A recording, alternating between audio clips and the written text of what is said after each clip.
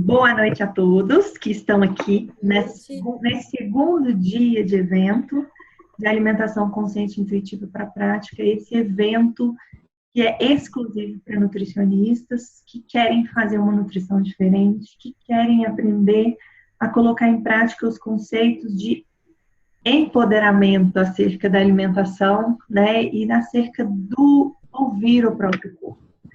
Então, a gente vai começar hoje falando, né, nós já fizemos aqui, antes da nossa gravação, as nossas devidas apresentações, ouvimos de vocês, de onde vocês são, um pouquinho da trajetória de vocês, o que vocês fazem, com o que vocês trabalham. E hoje nós já contamos também da nossa trajetória, que é super importante para que a gente se conecte, né, nesse propósito. E agora a gente vai falar sobre o como fazer uma alimentação consciente e intuitiva na prática. Ai, quem não está ansioso, né, por esse dia? Quem não está? Então, nós vamos começar retomando rapidinho aquilo que a gente falou ontem, para quem não estava aqui e para quem estava também, porque a gente criou uma sequência lógica e a retomada faz parte dessa sequência lógica, né? Quer fazer, Nath? Uma revisão? Retomada de ontem? De ontem. O que a gente falou ontem, basicamente? Ontem foi um encontro muito rico, né? A gente conversou bastante coisa, no fim das contas. Adiantamos bastante coisa, mas o tema principal foi discutir, na verdade, o que era a tal da alimentação consciente intuitiva. Que, na verdade, a gente já tem visto ser bastante utilizado nesse último ano. As pessoas têm utilizado bastante essa nomenclatura. As pesquisas em mindfulness cresceram muito, né, na atenção plena. Nós vemos muitas reportagens em revistas, coisas que até então não se falava muito. Então, começou a ter um advento muito grande de nomenclaturas. Então, foi um encontro importante para a gente situar um pouco o que a gente está falando, né? Quem falou isso, quem que criou isso, da onde surgiu isso, para que a gente também possa encontrar a fundamentação para isso, as referências bibliográficas, e para que a gente possa entender realmente o que a gente está fazendo. Então, a alimentação consciente intuitiva, né, só retomando o que a gente falou ontem, ela não é um método, assim, não é um método que existe na literatura. Vocês não encontram em artigo científico ou algum autor que criou a alimentação consciente e intuitiva. Essa nomenclatura, que a gente acabou chamando de ACI, ela é uma junção, né, que a gente falava muito de alimentação consciente e alimentação intuitiva, então a gente começou a abreviar e de repente virou alimentação consciente e intuitiva e virou ACI. Que na verdade, eu e a Lídia, a gente se identifica muito com os conceitos da alimentação consciente e da alimentação intuitiva, que são duas coisas diferentes. Um é um conceito, uma filosofia, né, a alimentação consciente, que vem do mindfulness, que é uma filosofia de vida que tem suas raízes no budismo, e a outra, que é a alimentação intuitiva, é um método descrito por duas americanas, que tem um passo a passo, que tem uma série de princípios, que tem referências bibliográficas. Então, são duas coisas diferentes, que trazem também conceitos diferentes, mas que se complementam totalmente. Tem tudo a ver um com o outro. E dentre aquele guarda-chuva da nutrição comportamental... Com a gente. É isso. Legal. A nutrição comportamental é uma grande área da nutrição. Então, é como se fosse a nutrição clínica, a nutrição esportiva, a nutrição funcional. Acho que não foi, Lid. Ou foi? Foi? Ah, acho que agora foi. A nutrição comportamental ela é uma grande área. Então, ela tem várias linhas diferentes. Então, essas pesquisadoras da USP, que criaram o movimento Nutrição Comportamental, elas começaram a reunir várias linhas, vários pensamentos, pensadores diferentes, várias técnicas diferentes relacionadas a comportamento e alimentação, para apresentar para nós nutricionistas que existia mais no mundo a respeito de alimentação e comportamento. A Ana perguntou se tem como pôr em tela cheia. Tá em tela cheia. Aqui tá em tela cheia. De repente você tem que maximizar a sua tela. Então, a nutrição deve ser isso. Desculpa aí, gente. Foi mal. Deve ser isso. Deu certo? Aqui. Foi, deu. Obrigada, gente. Tá. A nutrição comportamental é esse grande guarda-chuva. É uma grande área. Até a Lidy deu ontem o exemplo da psicologia, eu achei que deu para a gente entender bem, né? Que dentro da área da psicologia você tem várias linhas. Tem a psicanálise, tem a terapia cognitivo-comportamental, tem a humanista. Psicodrama, humanista e Isso. Aí você vai, como profissional, você pode escolher aquilo que você se identifica. Na nutrição comportamental, como mostra esse guarda-chuva, também tem várias técnicas e linhas diferentes. E a gente se identifica mais com a alimentação intuitiva e com a alimentação consciente. Com esse E aí a triângulo, gente acabou... Oi? com esse triângulozinho azul aí da figura, né? Isso.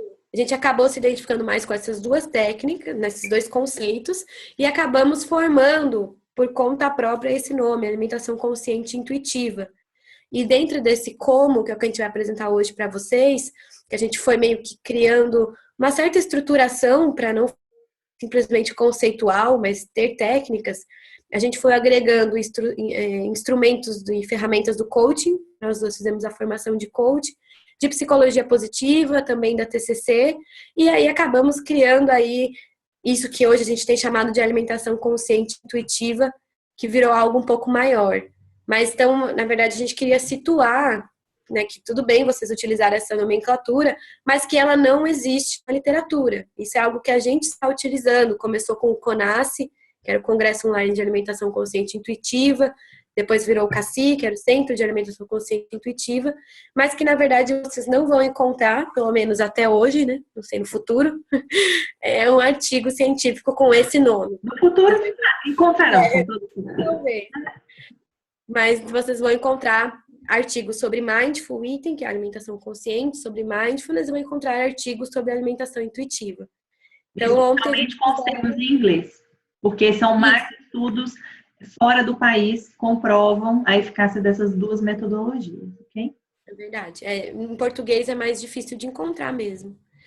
E, bom, foi um pouco isso que a gente conversou, e uma coisa que a Lidy deixou claro no final, que eu acho que é legal retomar agora, é que a alimentação consciente intuitiva, que é o objetivo desse evento, não é um método de alimento, né? Ela é na verdade, o que a gente tem visto hoje, que ela é um método, que a gente pode chamar de método, porque ele tem uma estruturação, então ele é um método que tem o objetivo de ajudar a pessoa a viver, a ter um relacionamento natural e positivo com a comida, a viver sem dietas, a viver sem culpa, a viver liberta, né, desse aprisionamento. Então esse é o grande objetivo, ajudar as pessoas a retomarem a sua própria autonomia, porque a alimentação intuitiva é tudo a ver com autonomia alimentar, né? A própria pessoa tem o saber dela, a própria pessoa escuta o corpo dela, para que ela possa viver, então, de uma forma mais leve. E o peso, ele passa a ser uma consequência, né? A pessoa normalizar o peso, mas também dentro dos padrões normais para ela. Não necessariamente a gente vai encontrar um IMC normal, não necessariamente a gente vai encontrar uma pessoa mega magra, é o normal dela, por isso que a gente nem coloca como meta, porque a gente não tem como saber qual que é o normal de cada pessoa. Então, o peso normalizado para ela, ele passa a ser uma consequência. Então, acho que é legal a gente esclarecer de novo que não é um método de emagrecimento, né? Pelo menos não do jeito que a gente vê.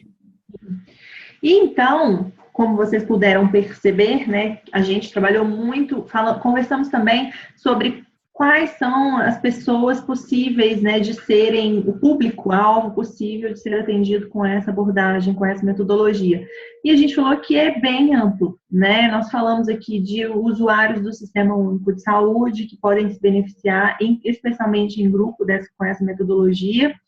Falamos de crianças, falamos de pessoas com doenças crônicas, assim como diabetes, né, com hipertensão, que essa coisa de trabalhar a permissão com o alimento e entender os motivos pelos quais essa pessoa come tem sido muito mais eficaz, segundo a nossa prática clínica e segundo os estudos recentes têm mostrado, do que a restrição, do que a privação do alimento, ou do nutriente, ou do componente necessário para que a doença se regularize, né?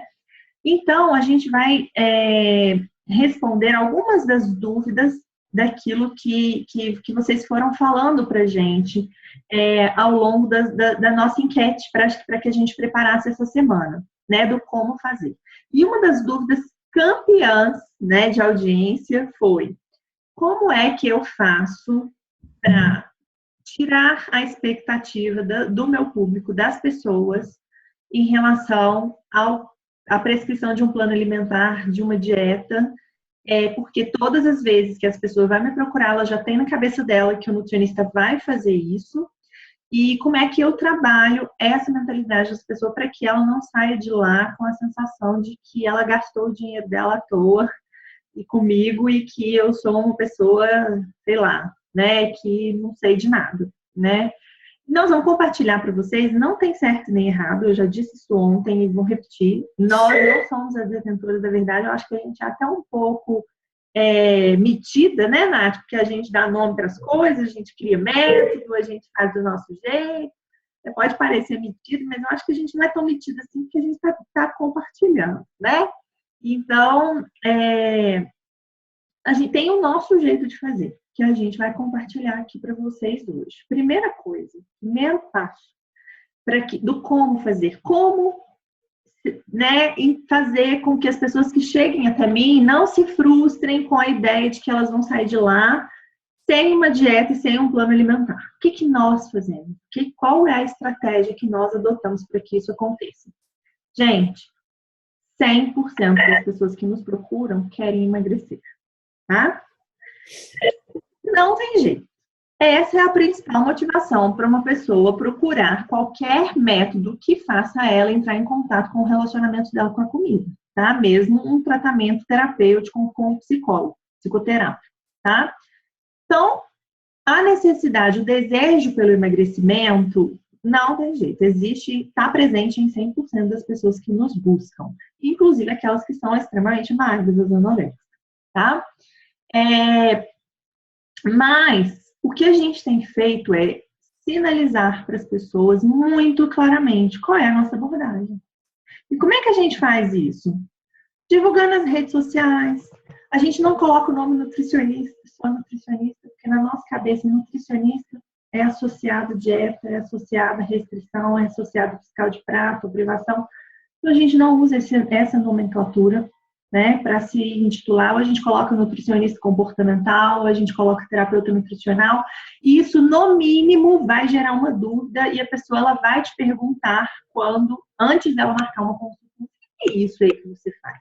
Então, esse questionamento por si só já gera uma oportunidade para que você esclareça a sua abordagem, o seu método, certo?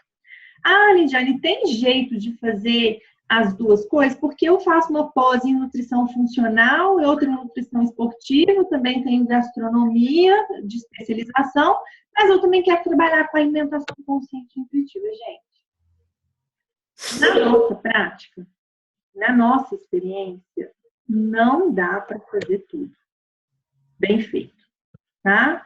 Você vai ter que escolher uma área. Por quê? Porque as abordagens são conflitantes em muitos momentos. Tem como você trabalhar permissão para comer, fazer com que as pessoas sejam mais leves dentro de um contexto de alimentação esportiva, de nutrição esportiva? Tem. Mas não tem jeito de você dar performance pro cara se você não faz um plano para ele. Não dá. Os nutrientes têm que ser muito bem calculados. Então, se você diz para o cara o que ele tem que comer, como é que você vai fazer o cara ouvir o corpo dele? Né? Pergunta o corpo o que ele quer, o que ele precisa. Então, você precisa sair de cima do muro e definir a sua linha de trabalho. A primeira coisa que você precisa fazer para que as pessoas não cheguem até o seu consultório, porque se você abre um leque, é o que eu digo para as meninas mentoradas, o nosso grupo de nutricionistas. Quem fala para todo mundo não fala para ninguém. Né? Se você fala para criança, se você fala para idoso, se você fala para gestante, se você fala para atleta, se você fala para quem está procurando estética, você não fala para ninguém, porque você não vai usar uma linguagem específica. Então, saiba sair de cima do muro e definir a sua linha de trabalho, tá? Por quê? Porque enquanto você não fizer isso, você vai ter pessoas que vão te procurar com objetivos diversos. Então, você precisa ter um mínimo de coerência. Não, vai estar escrito aqui no seu cartão que você trabalha também com nutrição funcional, com estética, com esportiva. Então, se para esse pessoal aqui, você prescreve plano. Como assim você trabalha com isso e não prescreve plano? Né? Porque hoje o paciente está sabendo mais que a gente de nutrição. Né? Vocês sabem disso. O paciente que chega lá falando do tal alimento que eu nunca vi na minha vida.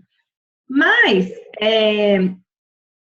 Então, você precisa definir, porque enquanto você, mas Janice, é dolorido demais, porque eu gastei uma grana ferrada no meu pós-graduação de nutrição esportiva. Gente, então vai trabalhar com nutrição esportiva, você não gastou dinheiro com isso, né? Então, escolha uma área de trabalho. Posso ter sido radical demais em falar assim? Sim, posso estar sendo radical de falar assim, talvez mude de ideia, porque eu sou uma pessoa que não sou definitiva, né? Eu graças a Deus, eu me dou a chance de mudar de ideia todos os dias, que se a gente é radical é muito perigoso. Mas hoje, dentro da minha experiência de trabalho, não tem como eu atender as pessoas que querem fazer uma dieta e as pessoas que não querem fazer uma dieta. Eu não consigo falar essa linguagem para as duas pessoas quando eu vou divulgar o meu trabalho, tá? A segunda coisa que eu Só falar uma coisa, Lídia. Pode falar. Eu acho que talvez a gente também se sinta assim, e foi uma coisa que a gente acabou abordando ontem, é que a gente sente muito que esse trabalho é um propósito de vida.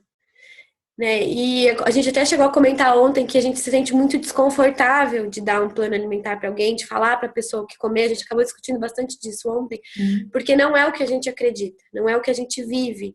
Por isso que no final eu ainda dei aquela sugestão que eu acho que para mim é muito importante, é você viver aquilo que você faz. Então, se você realmente acredita mais na linha funcional, na importância desse monitoramento, do cálculo, de um planejamento, né, de um plano alimentar, é o que faz sentido para você e vai ter público para isso também, né? A gente falou dos públicos ontem. Cada pessoa precisa de alguma coisa, cada pessoa acredita numa coisa. E hoje a gente não só trabalha com os princípios da alimentação intuitiva, como a gente vive. Então começa a entrar em conflito. Se uma pessoa vem, as pessoas imploram por um plano alimentar, isso acontece, elas pedem por favor. E é muito difícil pra gente, porque não é o que a gente acredita. Então, eu acho que você definir a sua linha de trabalho é definir o que você acredita, porque de fato uma começa a entrar em conflito com a outra. Exato. Não necessariamente, às vezes, mas acho que é importante. Muitas vezes, e está precisando de grana, está precisando de cliente, mas recusá-lo. Né? Isso acontece comigo toda semana, né? Toda semana eu atendo um cliente que tem propósitos diferentes daquele que eu não trabalho. Então eu digo, olha, tá aqui o cartão de uma pessoa que pode de verdade te ajudar. Essa pessoa não sou eu, tá? Porque, gente, não tenham medo de fazer isso. Não tenham medo, porque se você assumir um trabalho que você não se sente confortável para fazer, você não vai fazer bem feito. E aquela pessoa não vai se sentir satisfeita e ela não vai voltar. Então, de fato, ela não vai ser sua cliente. Então, não tenha medo de fazer isso. Não tenha. Eu não posso, não tô precisando de grana, não posso de fazer porque, mas esse cliente não é seu.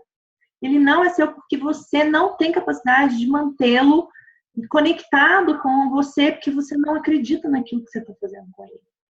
Então, esse cliente não é seu. Tá? Então, pensem bastante. Tem gente falando aqui que no NASF não tem como escolher. Realmente não tem como escolher no NASF, mas você tem como, dentro dessa linha do NASF, trabalhar com uma linha assim, olha, aquela nutricionista ali é mais relax, é a nutricionista ou nutricionista que não faz plano alimentar. E olha, acho que dentro do NASF isso é até mais fácil de fazer, porque o sujeito não está cobrando ali na hora.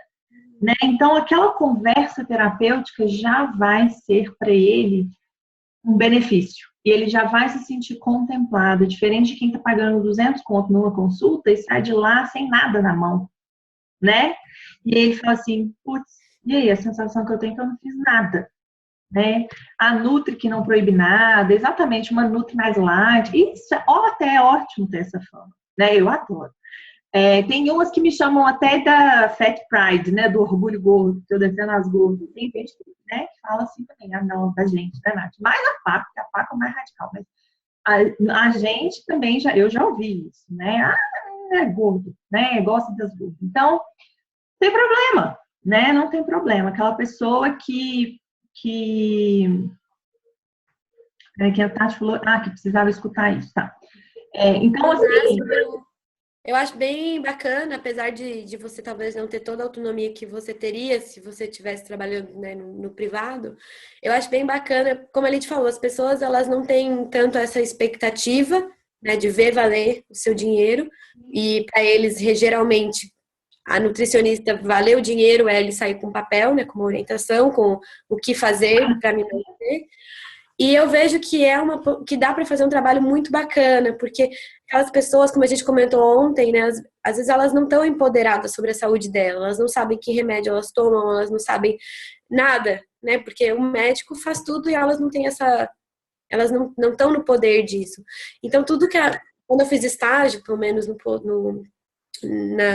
na saúde pública, aquelas pessoas, elas precisavam muito ser escutadas, né, porque em nenhum momento lá dentro elas tinham sido antes. Então, foi bem bacana, assim, eu sentia que elas saíam com mais alívio. Às vezes elas precisavam ouvir que tudo bem elas comerem o pãozinho que a vida inteira elas comeram, ou aquilo que é cultural para elas, né? Então, eu acho que você consegue ser como ele te falou, né? Pelo menos a nutricionista mais relax, que vai te ouvir, que vai ter empatia por você. Ou a nutricionista mais psicóloga, né? Então, a gente escuta também, nutricionista mais psicóloga. Então, pessoal, escolham, dica número 1, escolham a linha de trabalho, saiam em cima do muro e comuniquem isso. Esse é o segundo ponto que eu gostaria de deixar muito frisado aqui, porque nós, nutricionistas, profissionais da saúde, temos uma grandíssima dificuldade de vender o nosso trabalho, não é mesmo? Quem nunca? Quem não? Então, eu quero só que vocês entendam que eu e Nath, hoje, nesse contexto dessa semana, estamos vendendo o nosso trabalho. Nós estamos fazendo algo sujo aqui para vocês? Responda, por favor, no chat ou com a cabeça, né? Ou de qualquer maneira, mas nós estamos fazendo algo sujo? Não. Então, nós estamos vendendo o nosso trabalho. E se a gente não faz isso, um monte de gente deixa de ser beneficiada. Então, parem com essa ideia, essa crença limitante de que se você se mostrar, você vai estar sendo um vendedor barato, marqueteiro barato, porque nós julgamos as pessoas que fazem isso. Não é verdade? Só que a gente está deixando um monte de gente sem conhecer a nossa abordagem e a importância do nosso trabalho, que a gente fica com essas crenças limitantes. Eu não posso vender meu trabalho, eu não posso ter uma página no Facebook, porque senão você é aquele pessoal que fica mostrando antes e depois. Não precisa ser daquele jeito, tá? Não tem que ser, por favor. Então, não tem que ser daquele jeito. Vocês podem mostrar o trabalho de vocês, sabe o quê? Colocando aquilo que vocês pensam a respeito do trabalho, né? Exatamente, aquilo que não é visto não é lembrado, né? E muito menos procurado. Se ninguém sabe com o que você trabalha, ninguém vai te indicar uma pessoa que ela está precisando, né? Que ela vê que um colega seu, um amigo seu, um familiar seu, não vai te indicar, porque ela não sabe qual que é a sua linha de trabalho. Gente, o que eu recebo hoje de gente que vem por indicação porque sabe que da minha linha de trabalho, porque eu comunico claramente para as pessoas o que eu faço. Se você não quer dieta, então venha até mim.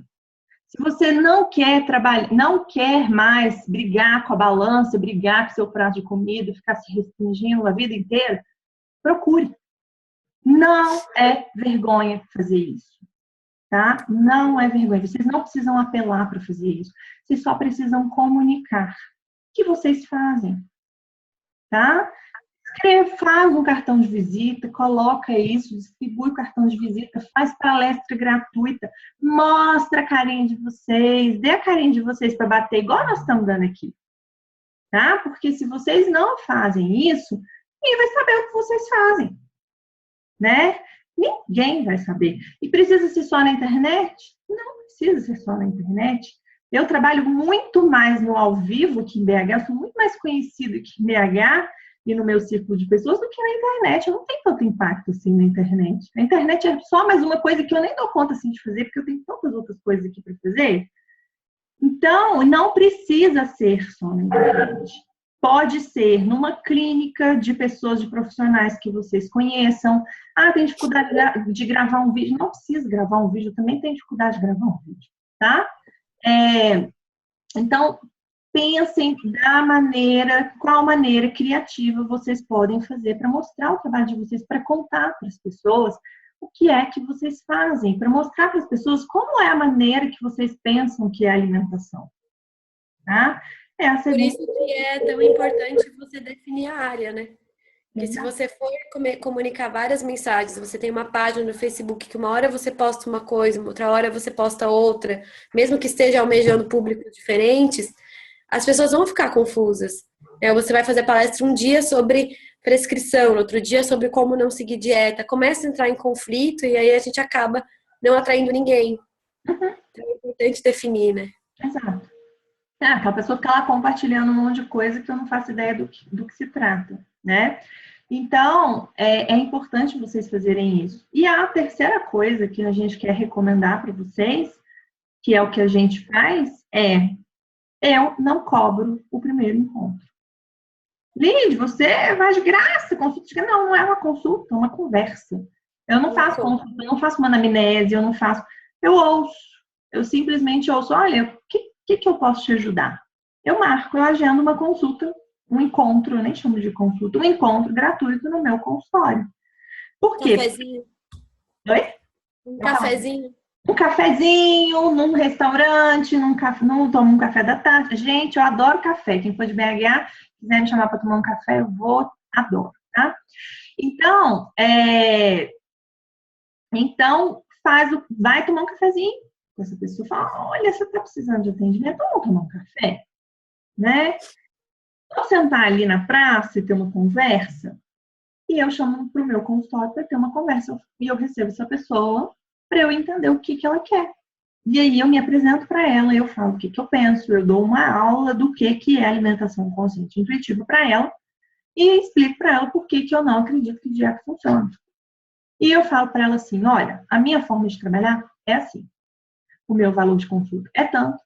Se você estiver disposta a encarar essa forma de abordagem, eu acredito que talvez, né, com base em tudo isso aí que você me contou, e aí você vai avaliar, né, se essa pessoa está no seu perfil de paciente para o método. E aí você vai dizer para ela que o meu preço da minha consulta é tanto e eu faço dessa maneira. Se você estiver disposta a iniciar o tratamento, a gente pode marcar a sua consulta inicial imediatamente. Tá? Isso eu estou falando para quem trabalha em consultório, tá bom? Que é o grande foco do nosso trabalho hoje, meu e da Nath. Tá? Então, a gente marca consulta gratuita. Por quê? Essa consulta gratuita serve para 3 grandes coisas.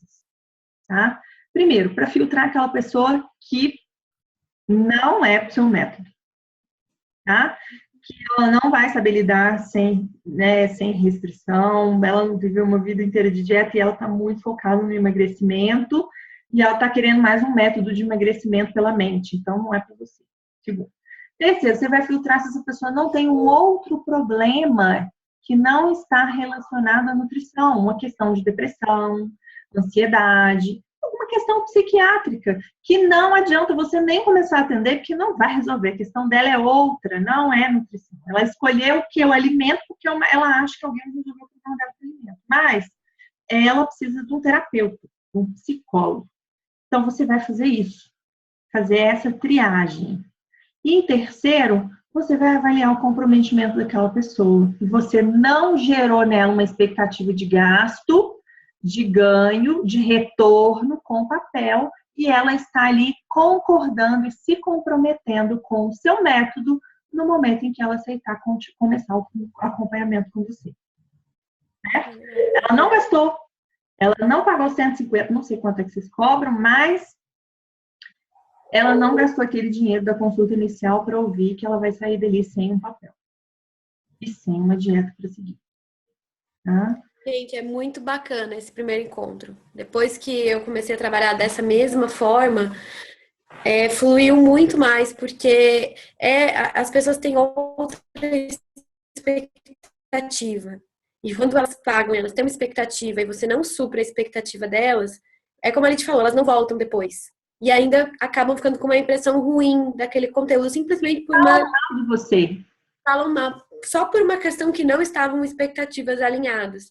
Esse primeiro encontro, ele acaba tendo essa função de alinhar a expectativa. Então, é um encontro que a gente deixa as coisas muito claras. Como que é feito o trabalho, qual que é o objetivo, que não tem função de perda de peso, porque é um ponto importante. porque é uma grande expectativa, e quais que são os principais resultados, quais são os benefícios que ela vai ter. Então, isso deixa a pessoa muito mais disponível pro processo todo, né? Como a gente falou, gera esse comprometimento. Você vai avaliar o estágio dela de prontidão para o método, né? E aí você vai conseguir perceber se ela está realmente disposta. E você vai conseguir, com a sua sensibilidade de escuta, perceber se ela está na tua, com o teu olhar. Você vai conseguir perceber se ela realmente vê que faz sentido aquilo que você está falando. E ela fala, nossa, graças a Deus, eu encontrei essa pessoa.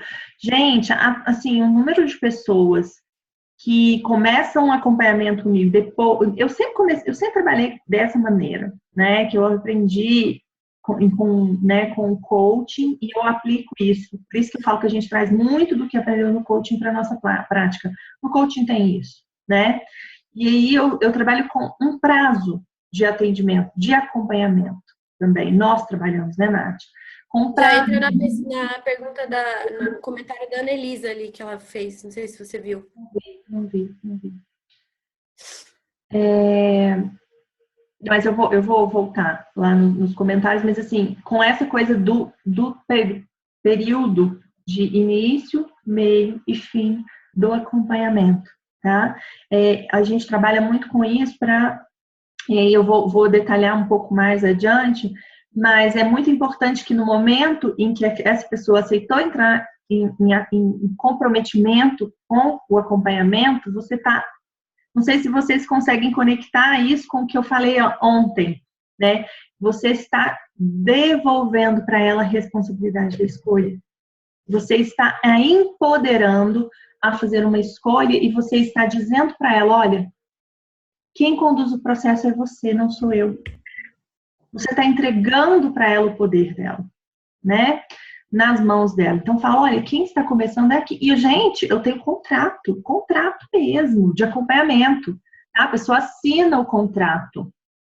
E ela se compromete com aquele contrato. Você sabe quantas faltas eu tenho em consultas? 0. Ninguém falta minha consulta. Porque ela se comprometeu assinando aquele papel. Ela se comprometeu assinando aquele contrato. Ela se comprometeu comigo que nós estaremos juntas por um determinado período de tempo. Tá? Ninguém falta, né? E se ela faltar, está escrito lá no contrato. Se ela faltar sem avisar num prazo de 24 horas de antecedência para que eu possa reagendar outra pessoa no lugar, eu cobro aquela consulta. Aquela consulta fica como se ela tivesse sido feita, porque ela não se comprometeu. Isso é ou não é dar poder para o cara, para o seu cliente, para o seu paciente? Bem?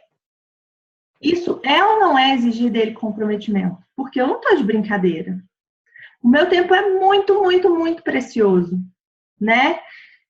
Enquanto naquela 1 hora ali de consulta que aquela pessoa faltou, quantas coisas eu não poderia estar fazendo, né? Quanto eu não estou gastando de consultório, de transporte para ir ao meu consultório, de estudo, tempo de estudo, de pessoas envolvidas ali naquela logística para aquele atendimento acontecer, da minha secretária, da clínica, para que aquela pessoa não se comprometa. Então, ela está assinando ali um acordo de comprometimento e de que ela vai fazer a parte dela e eu vou fazer a minha parte. Isso é um ponto muito importante. Pode falar, Nath, pode falar. Esse ponto do comprometimento é muito importante, porque daí a pessoa ela se entrega. Se ela se compromete e fala, eu quero, ela se entrega para viver aquilo, e aí o negócio flui, né? Sim. E aí, E tá muito surreal nessas minhas colocações? Comenta aí que vocês estão tudo parado, assim, passado, eu não estou entendendo o que está acontecendo, o que vocês estão pensando a respeito disso, se vocês fazem isso, se já fizeram a experiência, se não. A Nath já trabalhou fora desse modelo, né, Nath? no começo eu trabalhava da forma tradicional, né, de consulta, E a pessoa marcava, e aí quando eu trazia para ela todos esses conceitos, e a pessoa talvez nunca nem tinha ouvido falar, já gerava gerava essa questão da expectativa. A pessoa achava que ela estava ali para receber um cardápio, para receber uma orientação, e eu chegava com outra proposta, acabava causando uma frustração. E aquilo era frustrante para mim e frustrante para a pessoa.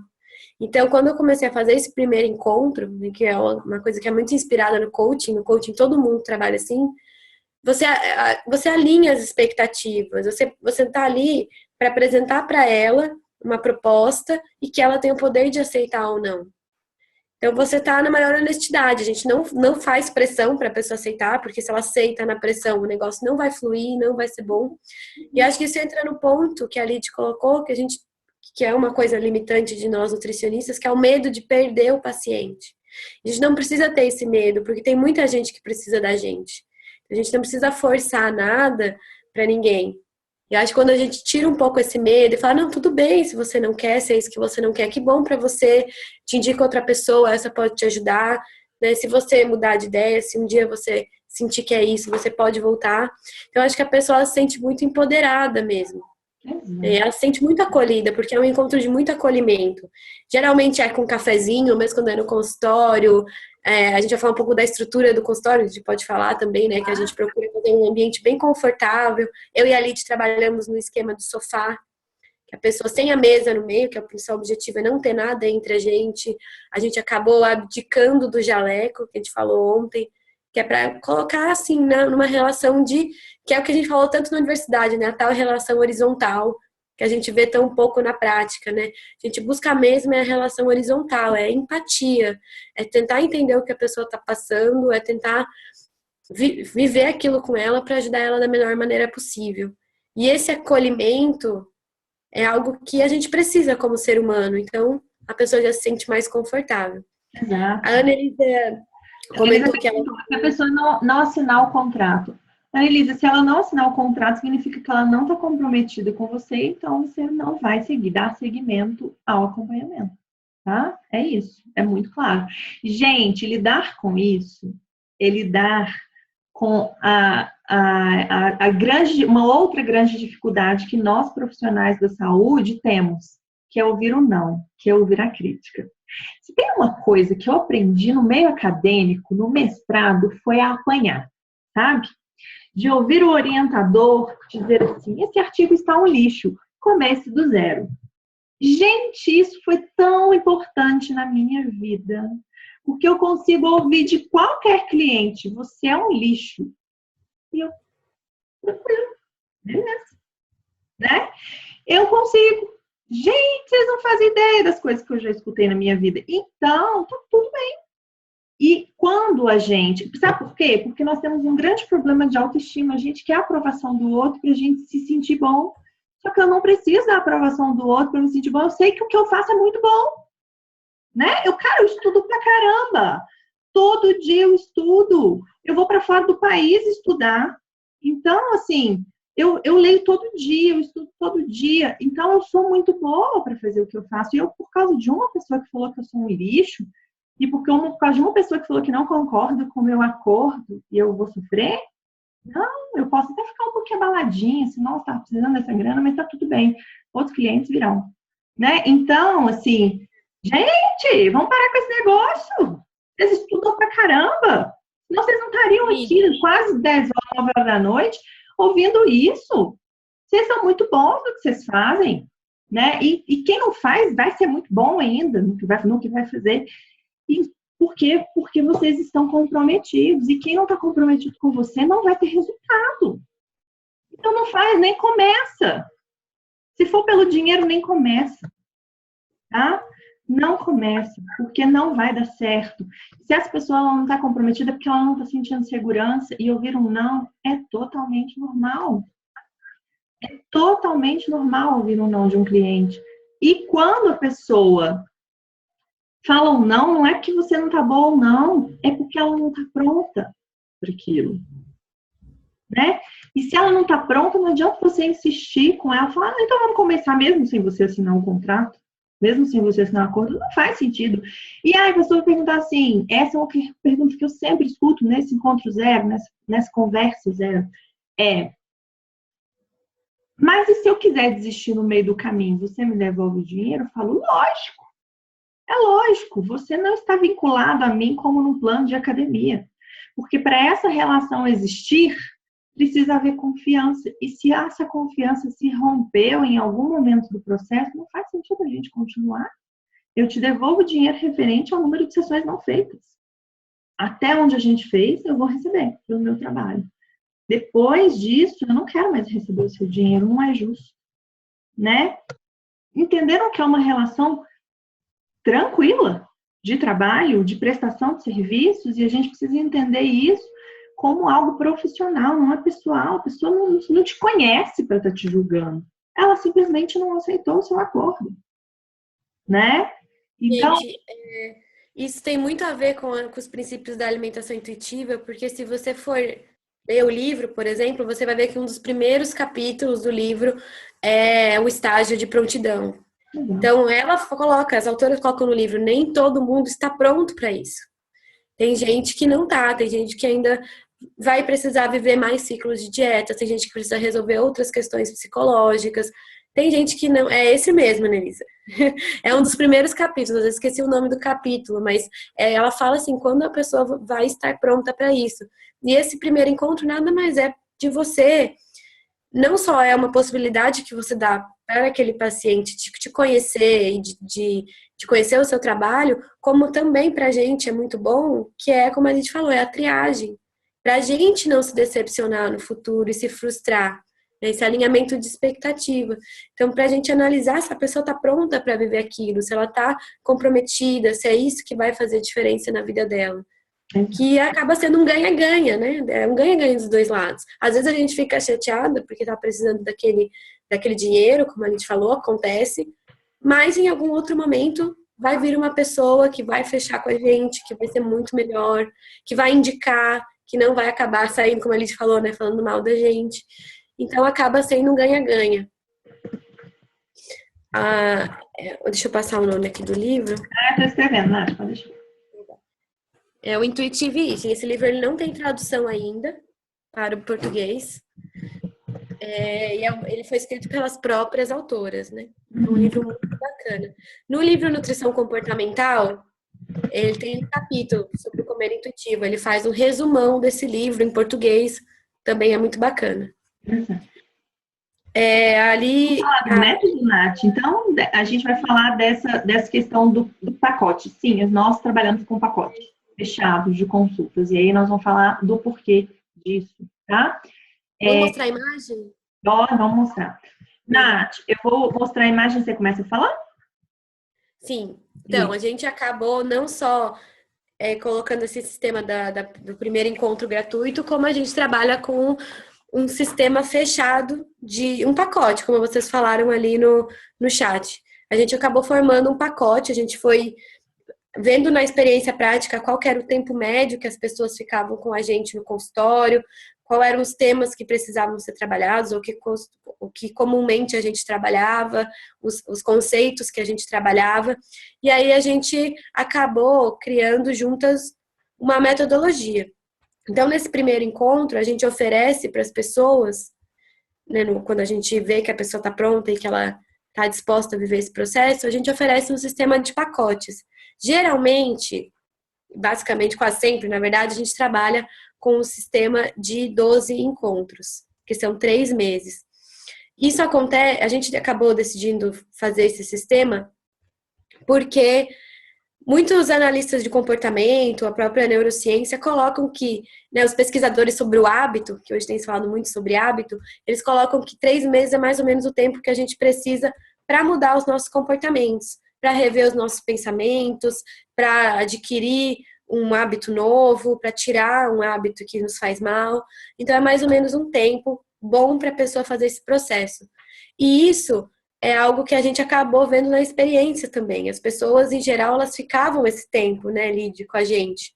Sim. E aí a gente acabou formatando esse método, que ele é muito baseado nos princípios da alimentação intuitiva, muito baseado no Mindful Eating e muito baseado mesmo em algumas ferramentas do coaching, da TCC, tem muito trabalho de crenças envolvido. E aí a gente acabou formatando nesse esquema que está aí na imagem. Exato. E é isso que a gente, em geral, oferece para as pessoas.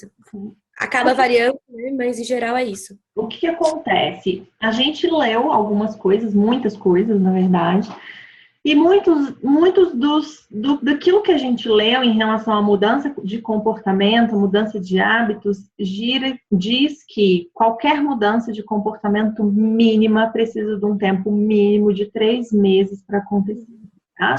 Então, é com base nessa ideia, nesse princípio de que para a gente conversar, a gente precisa de um tempo mínimo de comprometimento de 3 meses juntos. Então, nós fazemos um pacote de 12 sessões, só que a gente trabalha 8 conceitos. Por quê? Porque, com certeza, vai haver algum desses pontos aqui que vão tomar mais de uma sessão de 1 hora, tá? As nossas sessões duram 1 hora.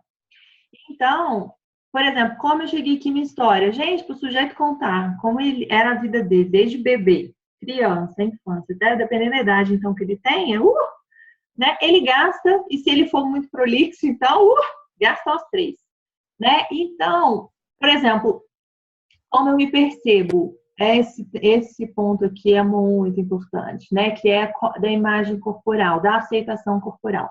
Esse ponto aqui é um ponto que sempre toma mais que uma sessão. E a gente usa... Então, esses são os temas. Gente, é óbvio que em 1 hora aqui nós não vamos conseguir detalhar, destrinchar para vocês o que a gente faz e passo a passo. E para isso nós vamos ter nós vamos falar sobre essa possibilidade de vocês entrarem em contato com isso na quinta-feira, tá? Então, a gente colocou aqui o ponto inicial, né? O que é o tema da nossa consulta e como é que a gente vai costurando essa linha de pensamento com base nos princípios da alimentação consciente, da alimentação intuitiva, e para cada sessão a gente tem um script. Lidiane, isso é um protocolo fechado? Não existe um papel que a gente vai anotando. Se a gente pergunta assim, sua saúde intestinal? Você dorme bem? Não. Você toma algum medicamento? Não. A gente vai com o papel em branco. Nosso papel em branco. E aí a gente vai com base nesse roteiro que a gente tem na nossa cabeça normalmente, né? Quem não se sente confortável, a gente, né, leva o script para a pessoa eventualmente ler, mas nós vamos anotando livremente aquelas perguntas e aqueles pontos principais que a gente vai perguntando. Isso é fazer uma anamnese, tá? Ao longo das consultas você vai fazendo a anamnese. E a nossa anamnese, ela é eterna. Ela é do 1º ao 12º encontro. Porque sempre vão surgir, não é só retorno, checagem. Não, né? Porque em cada encontro nós temos uma programação, a gente tem uma conversa, uma teoria por trás daquilo, a gente tem um exercício proposto para ser feito. E aí, Lidiane, qual que vai ser a forma de aferir se esse paciente está evoluindo ou não? Nós temos um caderninho, um diário. Cada um dos nossos pacientes ganha um diário e ele vai escrevendo o que ele sente em torno do alimento e a gente vai propondo que ele faça exercícios ao longo da semana e vá anotando nesse diário o que ele vem sentindo, o que ele percebe. E aí, como é que você avalia se evoluiu? Depois dos 3 meses, a gente vai ler o diário. Muito simples. E aí a pessoa vai perceber como ela pensava no início do acompanhamento e como ela vive hoje. Tá? É isso. Então, a gente vai costurando essa conversa. Muitas vezes ela é só uma conversa muito profunda e muito transformadora durante a consulta. E algumas vezes nós vamos fazer algumas dinâmicas, alguns exercícios, algumas técnicas de meditação, de relaxamento e etc. Alguns exercícios de vivência de comer com atenção plena no consultório, junto com a gente. E aí a gente vai trabalhando com uma linha, uma certa lógica, esses princípios aqui. Ah, mas e se a pessoa chega com uma demanda de aceitação corporal antes? A gente adianta, tá? Então, é um protocolo para que a gente tenha como um guia mas não é nada fechado. Por quê? Porque a demanda que surgir primeiro, ela é sempre mais importante para o sujeito. Ah, não, peraí, não vamos falar da aceitação corporal, não, porque eu preciso ainda falar do seu problema de culpa ao comer. Não, cara, isso não faz sentido. Você vai entregar para a pessoa aquilo que ela está precisando, né? Aquilo que ela apresenta como demanda. Ah, eu vou esperar chegar no dia em que nós vamos falar de fome física e fome emocional para falar da sua compulsão alimentar? Não. Se ela chega lá e ela fala, olha, eu quero aprender o que eu preciso fazer para lidar com a minha fome, com a minha compulsão alimentar, porque isso me tira do meu centro de equilíbrio. E aí a gente vai ensinar as técnicas para a pessoa trabalhar a compulsão alimentar dela, permissão para comer, né? E o que ela avaliar o que ela está sentindo, né? Antes de comer, o durante, o depois de comer, e assim por diante. Dúvidas, pessoal?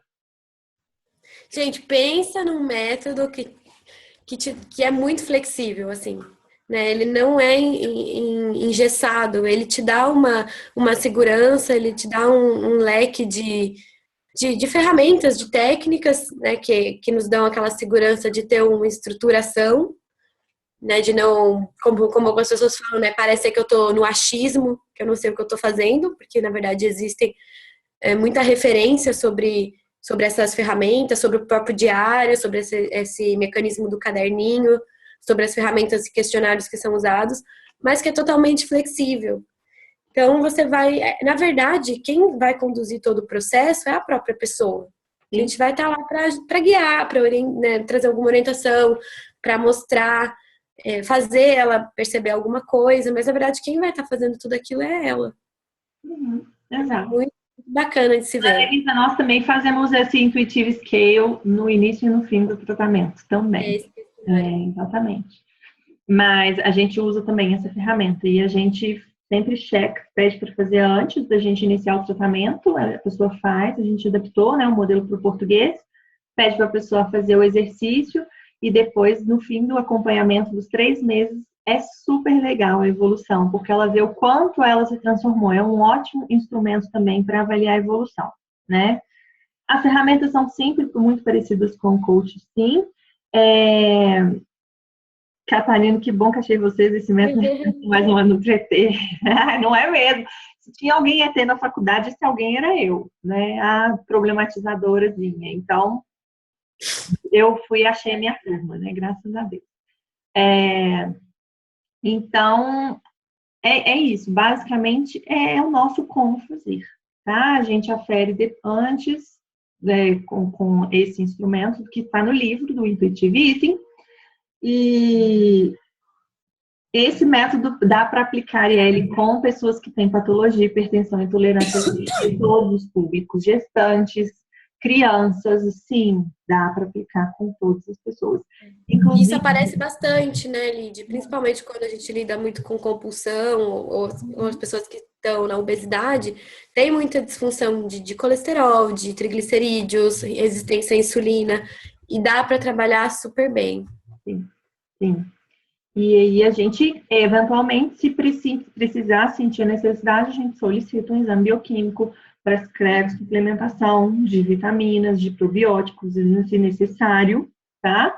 Eu peço para fazer exame em alguns casos de checagem, né, de teste de intolerância à lactose. Já tive pacientes que durante o processo tiveram o diagnóstico de intolerância à lactose e deu para trabalhar, obviamente, fazendo a restrição da lactose, mas existe uma forma de trabalhar essa restrição muito mais relaxa. Olha, você não está impedido de comer. Hoje, a indústria está tão evoluída que existem as mesmas coisas que com lactose e sem lactose.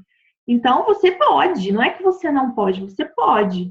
Você só está tendo que fazer uma restrição por uma questão, né, biológica, que pode ser temporária ou não, a gente vai ver.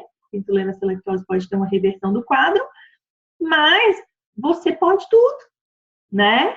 Você não tem uma doença que te limita hoje, você só precisa observar por quê. Porque isso está fazendo muito mal para o seu corpo. Então, naturalmente, você já sentia aversão por aquele alimento, mas você não sabia. Agora, você vai saber, você vai ter a consciência de que quando você comer isso, você vai passar mal. Então, naturalmente, seu corpo vai rejeitar aquele tipo de alimento. Procura o sem lactose. Entenderam como que dá para fazer sem fazer terrorismo? Sem ficar fazendo restrição, sem ficar falando assim, você não pode nem passar perto do leite, né? E tem que fazer uma limpeza, um detox geral. Não, não tem nada disso. Dá para você trabalhar a permissão tranquilamente diante de uma doença que é necessária a restrição de algum tipo de alimento, de nutriente, tá? E isso que a Lid falou acontece mesmo, porque como a alimentação intuitiva é muito você olhar para dentro, é exatamente isso que a Lid falou. A pessoa que tem intolerância à lactose ou algum alimento faz mal para ela, ela começa a não ter vontade de comer aquele alimento, ou ter uma vontade reduzida, né? Ou começa, assim, ter um pouco dessa questão, tipo, de se ela comer, ela sabe que a experiência não vai ser boa. Então ela passa intuitivamente a procurar. Na verdade, o desejo aumentado ocorre muito pelas privações que a gente coloca, né? Você não pode comer. Na verdade, sim, você pode, mas olha para o seu corpo, vê se é isso que você realmente quer. Uhum. Então, dá para fazer tranquilamente, certo? Meninos, nós vamos encerrar, meninos e meninas, nós vamos encerrar hoje, porque já extrapolamos o nosso tempo. E amanhã nós vamos falar do quem, qual é o perfil de profissionais, o perfil desejável para se trabalhar com essa metodologia, certo? A Nath está colocando aqui os links do livro dela, né, do e-book dela para trabalhar Intuitive Eating na infância, para trabalhar a autonomia na infância alimentar. E aí, se vocês quiserem comentar, colocar alguma dúvida lá no evento para que a gente responda amanhã, nos momentos iniciais, muito obrigada, tá? Pela presença de vocês, pela participação de vocês, por nos ouvirem até aqui às 9 da noite. E hoje mesmo eu vou postar o link com a gravação, certo? De hoje. Um beijo para vocês. Boa noite. Beijo, gente. Boa noite. Tchau, tchau.